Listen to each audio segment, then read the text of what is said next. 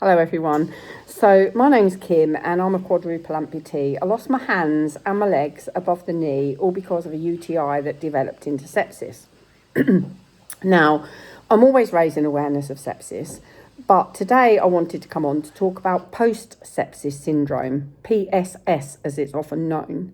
A lot of people come out of hospital and aren't aware of sepsis, never mind Post Sepsis Syndrome. We're not told about it. It's not recognised as a health condition. The WHO, the World Health Organization, don't consider it to be a health condition. And yet long COVID has been registered as a health condition. So why hasn't post-sepsis syndrome when sepsis has been around for many, many years?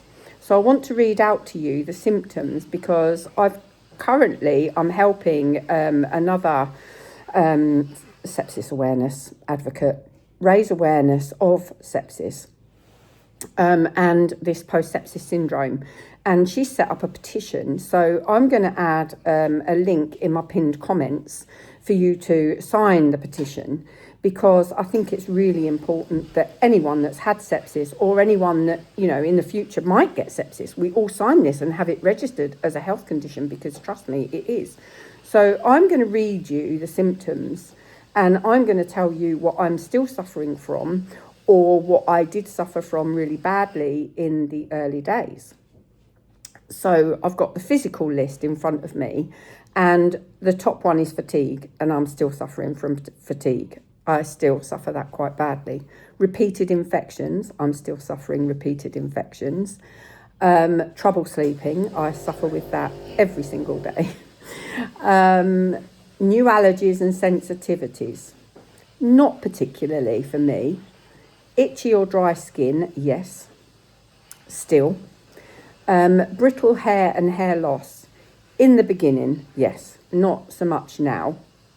Brittle nails and teeth, well, that one makes me laugh, because how the hell do I have brittle nails? No, I don't. So no, that one doesn't really affect me. I think my teeth are okay, at least I hope they are. Intolerance to very bright, noisy or crowded spaces, absolutely. Can't stand it. Can't stand the lights being really bright. Can't stand a lot of noise. I'm always like, oh, it's too noisy, it's too noisy. Or if there's too many people about, I just can't cope. I really can't cope. I often wonder if I've got, kind of a condition like, I don't know, like autism or something, I don't know. A temperature sensitivities, often feeling very cold or sweaty.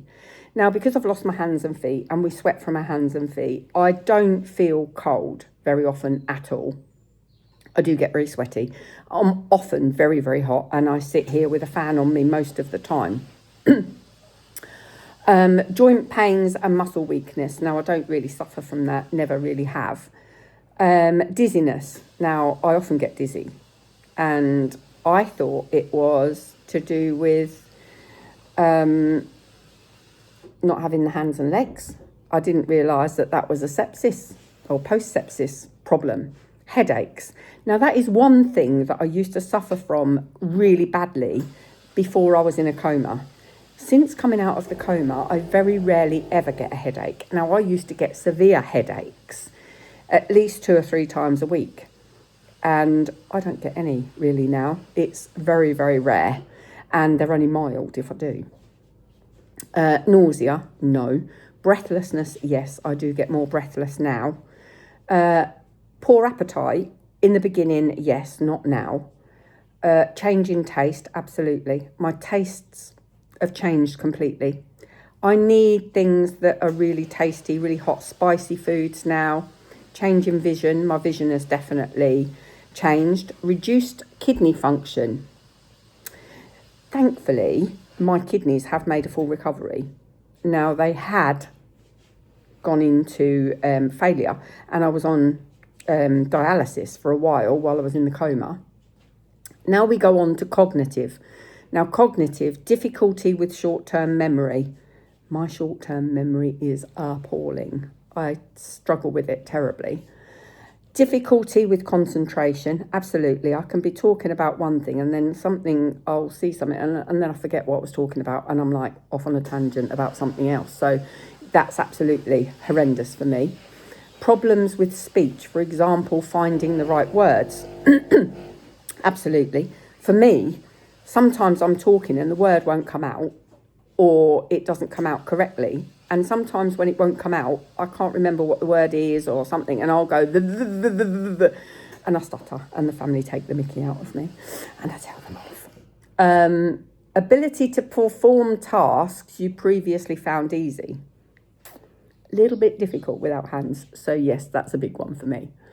Low mood, mood swings, feeling snappy, irritable, angry or upset. We're on the psychological now, sorry, I forgot to say that. So yes, occasionally, with all, occasionally.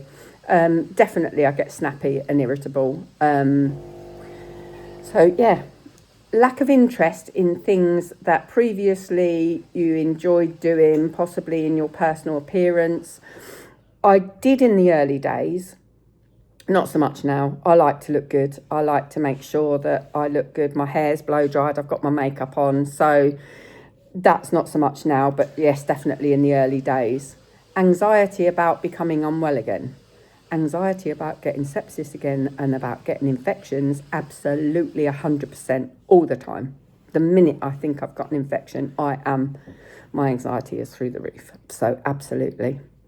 Loss of confidence. In the early days, yes. Not now. Not now. I'm very confident about things now, so that doesn't worry me. Wondering, what if I hadn't survived? I can't say that ever really troubled me too much. The next one did. Feeling guilty for worrying for the worry everyone experienced, or that you survived. Oh gosh, yes. I've had survivor guilt. All along I've had survivor guilt, and my goodness, it upsets me to think about what my family went through. It still upsets me, and I can't imagine what they went through. It must have been unbearable for them, knowing that I was in this coma, not knowing if I would live or die. It's just horrendous for them. Feeling guilty for the worry everyone experienced, or that you survived. Oh, I've just read that one. See, I've done it again. My memory. Remembering some or all parts of your hospital stay with these thoughts reoccurring as dreams, nightmares, or flashbacks. Oh, yes. Oh, yes. I had them very, very vivid in the beginning, and they were horrendous. Thankfully, not so often now.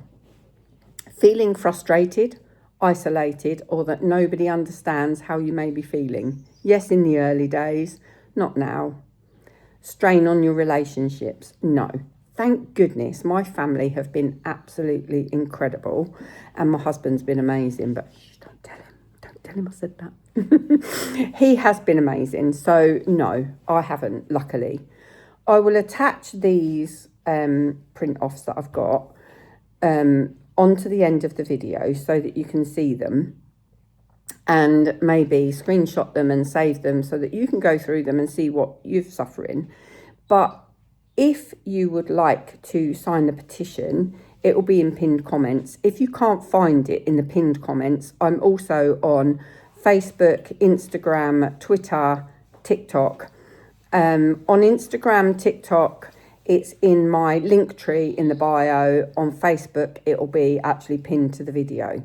So please go sign it. It's so important that we get this recognised by the WHO, the World Health Organisation, and we just all need to get on this, really. So even if you haven't had sepsis, you might get sepsis in the future. You will then suffer from this condition, and you will wish that you'd signed it. So please, even fit and healthy people, please go sign it. Thank you so much.